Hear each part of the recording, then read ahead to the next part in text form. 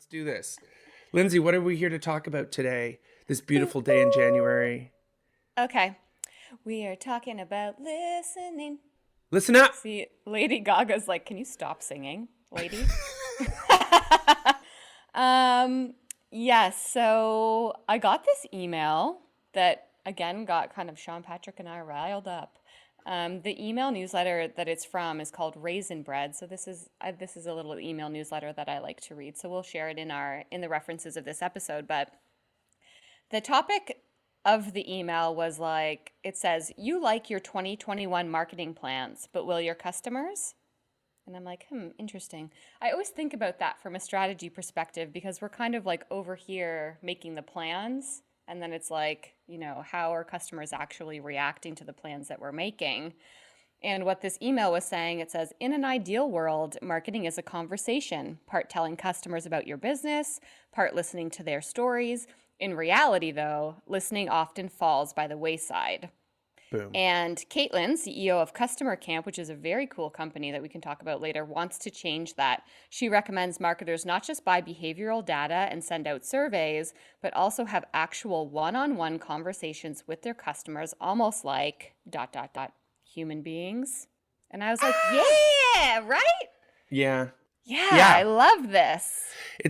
I think to give perspective is you and I, our job has always been to sit in rooms with marketers who love their brand, right? And are very Yes. excited about the success of their brand.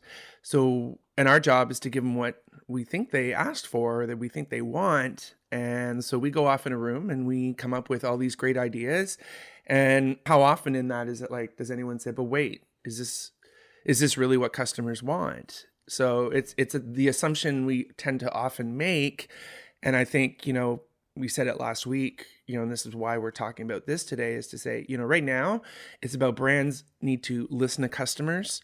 They need to understand what's going on with them, and they need to build their brand while they do so. And I think this is it's kind of what led us to this topic, where the first thing you need to do, and you can do it now, at no matter how big or small your company, is to just listen. And what does listen mean in this world, this time? Lindsay, what does listening mean for our listeners? Yeah, even coming off of what we were talking about last time, it's like in the absence of forecast and trends and things that you feel like you can rely on because the world is so uncertain and it's hard to forecast, what are you supposed to do about that? And then when we were reading this email and hearing the notion again of listening, we're like, yeah, listening's what you're supposed to do about that. So to answer your question, for people who don't necessarily know about what listening is, it is what it sounds like. It's actually talking to people and listening to conversations and listening to comments and listening to engagements and actually having one-on-one or group conversations with groups of your customers to talk to them about their experience, about what they're going through, about what they want in products, about their lives, their lifestyles, how they engage with it, how they buy it, how they consume a product at home, but maybe how that's different than how they actually buy it in person. And that's what listening is. And we're huge advocates of listening because we find that it really helps you get away from not only what people are doing, it's important to understand who the people are and what they're doing. And how they're feeling. Yeah, well, that's kind of the Sentiment. difference, right? It's about Yeah. what they're doing, but more importantly, it's why they're doing it. Yeah. And that's where you can really dig into it. And it's like, it's what we would call more the qualitative kind of data, the qualitative kind of input that allows us to go deeper and understand things and measure what we call brand sentiment. Numbers don't tend to get into that level of depth. And I think, when you and I started out in social media, that was what was really interesting, is it wasn't about quantifying the data as much as it was about qualifying it.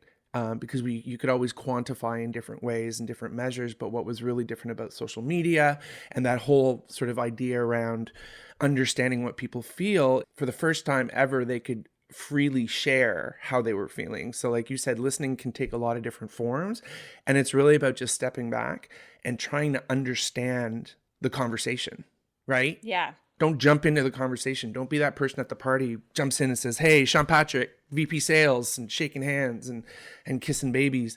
It's around really just walking into the room, getting a gauge, who's there, listening, and trying to find opportunities, just like Lady Gaga does, to really say, well, I have something to say here. And I think people will appreciate hearing from me based on the sort of things I'm qualifying, the sort of reasons behind why I feel I can engage. It's a very social thing.